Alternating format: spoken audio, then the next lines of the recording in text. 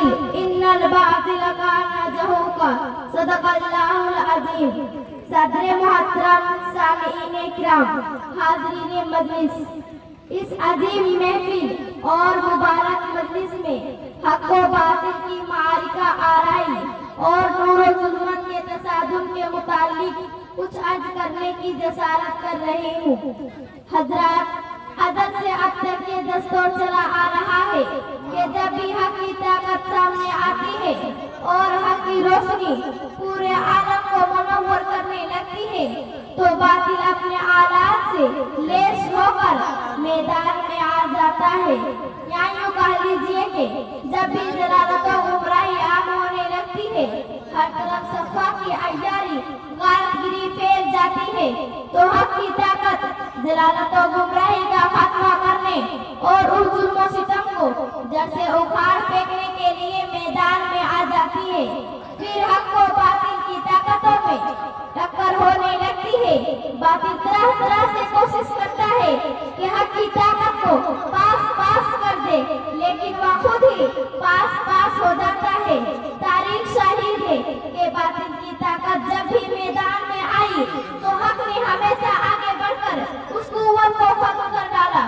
جب بھی کبھی فرعون وقت نے سر ابھارا، عصا موسیٰ کی ضرب نے اس کے ٹکڑے ٹکڑے کر دیے۔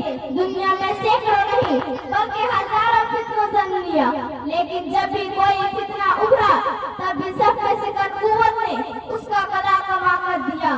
تاریخ ہمیں بتاتی ہے، واقعات اس بات کی شہادت دیتے ہیں کہ فتنہ اعتدال کو کچلنے کے لیے سیدنا ابو بکر صدیق رضی اللہ تعالیٰ عنہ، خوارج کو ختم کرنے کے لیے حضرت علی رضی اللہ تعالیٰ عنہ، بنی امیہ کے مظالم کو مٹانے کے لیے حضرت عمر بن عبدالعزیز رحمۃ اللہ علیہ، اخلاقی انحطاط کے اصلاح کے لیے حسن بصری رحمۃ اللہ علیہ، فتنہ خلقی قرآن کو فروغ کرنے کے لیے امام احمد بن جنبل رحمۃ اللہ علیہ، فتنہ اعتزال کے لیے ابو الحسن اشعری رحمۃ اللہ علیہ، فلسفہ دیوانات کے الحاد کے لیے امام غزالی رحمۃ اللہ علیہ، مردوں دلوں کے مسیحائی کے لیے شیخ عبد القادر جیلانی رحمۃ اللہ علیہ، صلح کی لڑائیوں کے لیے نور الدین جنگی، صلاح الدین ایوبی، تاتاری شہنشاہوں کے لیے قلوب کو گرمانے کے لیے جلال الدین رومی رحمۃ اللہ علیہ، ہندوستان میں اسلام کی تحریک چلانے کے لیے خواجہ معین الدین چشتی رحمۃ اللہ علیہ، شیخ شرف الدین یحییٰ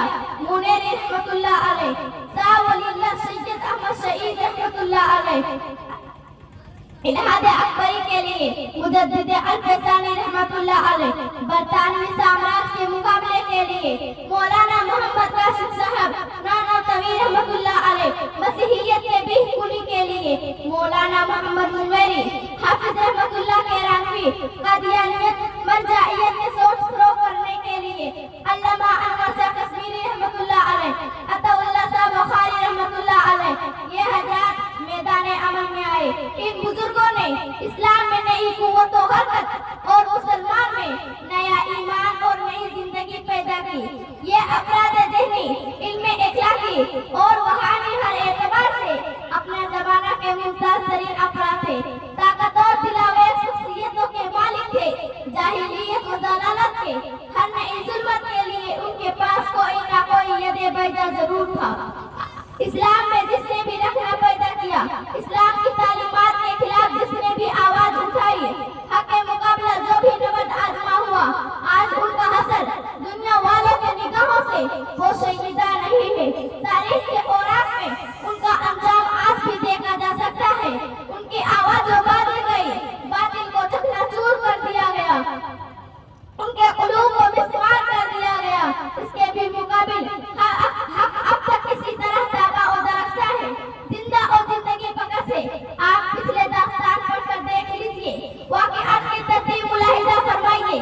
دیکھیے مسیلمہ کا جاب، ابو طاہر طیبائی، عبید بن میمون، حسن بن صباح، بہاؤالدین ایرانی اور غلام احمد قادیانی کا کیا انجام ہوا۔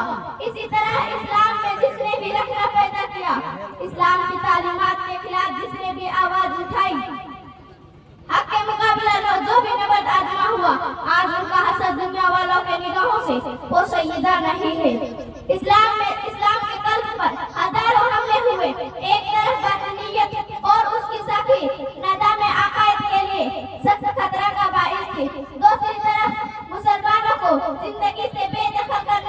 लिए सुलभियों की यूरिस और तातार का हमला काफी था, लेकिन उन सब के बावजूद क्या हक मिट गया?